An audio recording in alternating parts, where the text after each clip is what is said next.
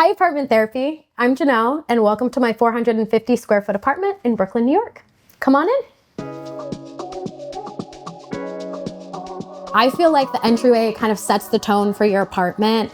I knew I definitely wanted to do a gallery wall that included a fun little mirror that I can look at myself before I head out. With that, I also wanted to include hooks for all my bags because I'm always on the go and always need to grab something right before I head out the door. When I first moved into this apartment, I took a lot of things from my last apartment, including this dresser entryway table. The reason why I love this entryway table so much is that my shoes all fit underneath. That was kind of a happy accident. Before, I used to keep all of my shoes in my closet in my old apartment because I had a lot more space. But since closet space was limited on this apartment, I decided to reuse the same shoe rack and put it under my entryway table. In terms of the artwork, I sourced all of these from different places. Some of them were gifts, others were quite literally trash, like this image here, which I took from a dumpster, but it looked way too beautiful to just throw away.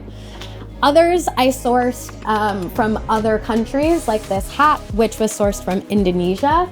I went on a trip to Bali and decided I had to have this, and it was really hard to travel back to the US with. I also have this Bob Marley poster as a nod to my Jamaican roots.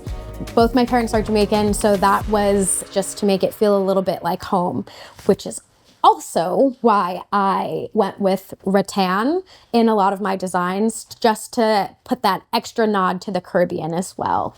This is a piece of artwork that I made myself. There is actually a matching piece of art on the wall here, but it started to turn a little yellow. So I didn't like that, and I thought maybe I should just spray paint it black. So I went up to the roof and it came out like this, and I loved it. So now it's a feature piece of my apartment as well.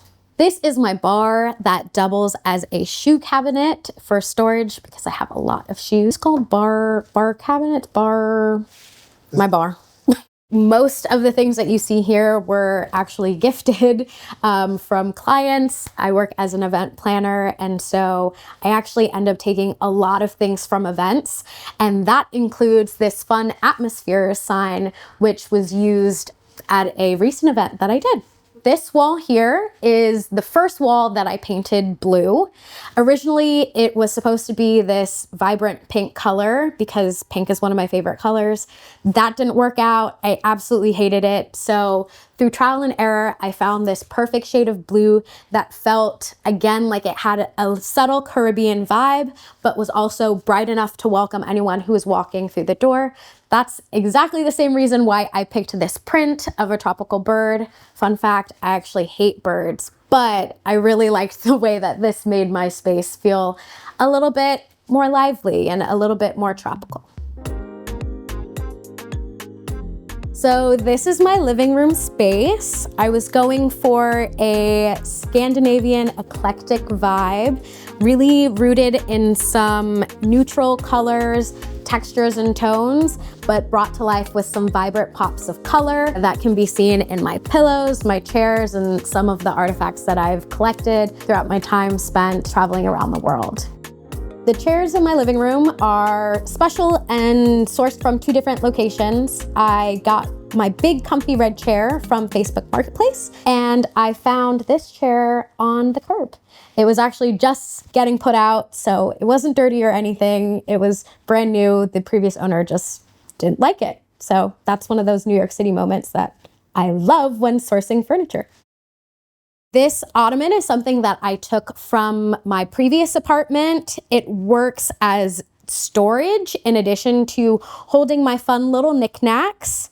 In here, I keep some of the matches that I have collected from around the world, and it's just a fun nod to some of my travels. I spend a lot of time in St. Martin. So I have a photography book that doubles as a coffee table book. It was my goal last year to achieve 30 countries by the time that I hit 30 years old.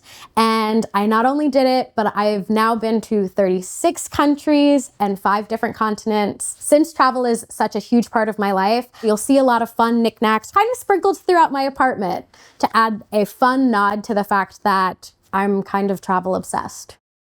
To fill out the coziness of my space, I wanted to make sure to include things that really pull together.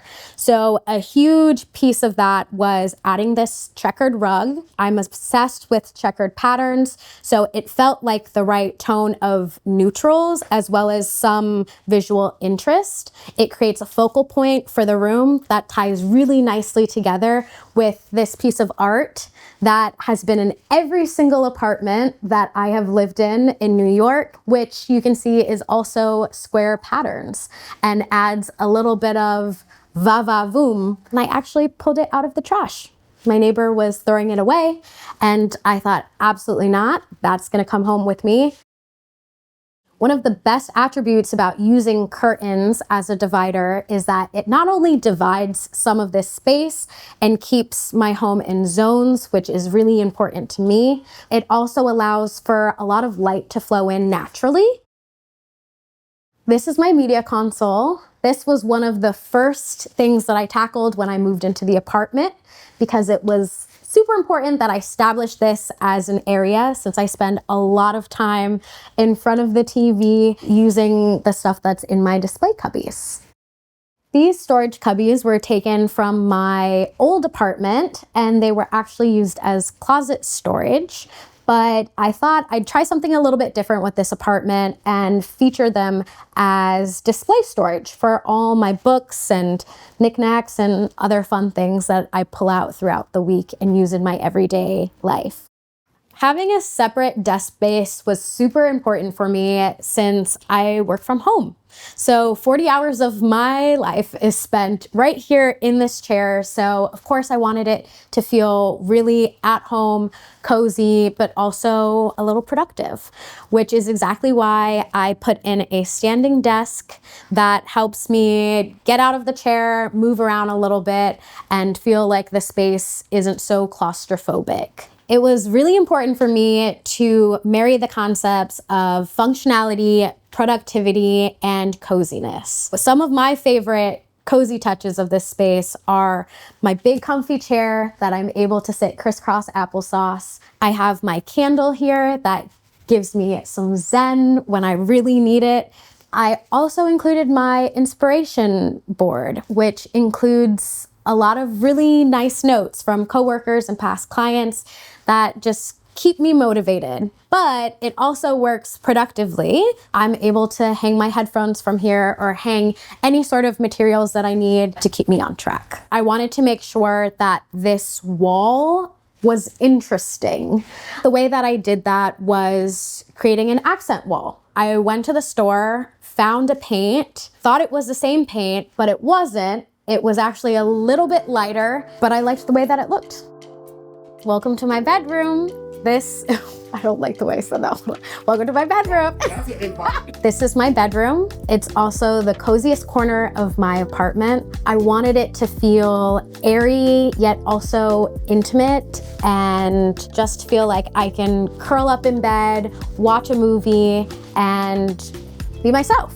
By adding the projector in the room, it creates this really fun cinematic corner. There's nothing like watching a fun movie in the dead of winter, curled up under the covers. This is probably my favorite part of the apartment.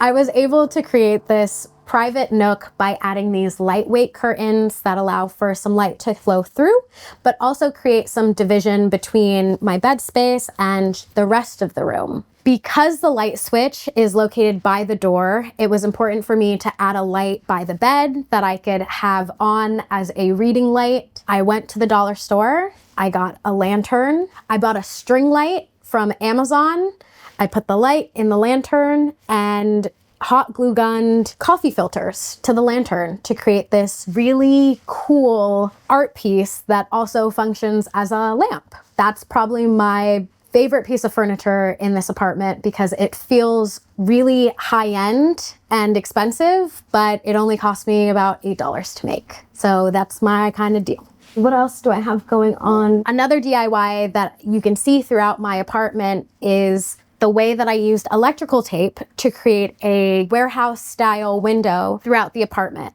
I feel like this adds a level of charm and old world feel. The electrical tape I got from the dollar store and I simply stuck it on the window and I think it looks pretty good. I've added 2 shelves behind my bed for additional storage and as a place to store my projector. I've tried to hide it in a little storage bin so it feels a little bit more aesthetically pleasing. I've also added some decorative elements to that to make the shelves feel a bit more intentional. Because storage is so important, I stopped fighting against the lack of storage and actually went with the flow and decided to use some items as decor. I've displayed my hats on the wall as a decorative piece, but also as functional storage. And I've used the back of my door in a very similar way to store all of my purses in a way that feels aesthetically pleasing and curated. I used my armoire mostly for in-season clothes storage. I added a little something extra, which was a nightstand from my old apartment to add even more storage in this space. This is my kitchen. I can't say that I spend a lot of time here, but it is the room in the house that I feel I tried to connect most of my Caribbean heritage to. Cooking is one way that I feel the most connected to my Jamaican roots. You can see that depicted in some of the artwork that I have included in the kitchen, like my Jamaica prints and some prints that I got while I was in the Caribbean and traveling to St. Martin. And I tried to keep that consistent with the color palette in this space as well. You can see that it's very bright, very tropical. And the textures in this space are a little bit more woven and natural, like all my wood cutting boards that I like to display and my fruit boards and even the shelves. The colorful glasses that I have on display were a gift from a client. They're from the MoMA store. I am absolutely obsessed with that store. They have the best unique finds that are playful but serious at the same time. Because I get such great sunlight in the kitchen, this is the spot where I've chose to cultivate some of my plants and keep them here. This is my kitchen table that was taken from my previous apartment. Before it was pushed up against the wall, so it felt more like a peninsula. Now I have it in the center of my kitchen and it's my dining space and it functions more as an island. This is where I keep Tupperware, some of my wine that doesn't need to get chilled. I keep some of my spices down there as well. When pulling together my bathroom, I collected elements that just kind of felt right. The color palette is really neutral. I chose a shower curtain that had a pattern on it. It's actually a curtain instead of a shower curtain. I added the shelf so it didn't feel like an unforgotten space, but instead feels like a good space where you can spend a lot of time. That is all fair. Home to me means a place where you can truly be yourself and let your inner child run free. That's why it was so important to bring some of my heritage and some of the things that made me happy as a kid into this space. From the nods to my Caribbean culture to the playfulness of the disco balls and the little astronaut statue that I have. If I could talk to my younger self, I think we would both be amazed that I'd be living in New York for 7 years because that was always a dream of mine. Honestly, I think we would just be screaming in joy and so proud of what we have done. And now we're here sitting with apartment therapy. The advice that I would give to her is to let your creativity fly. Don't be scared of your individuality because it gives you a point of view and it further connects you to everything that makes you you.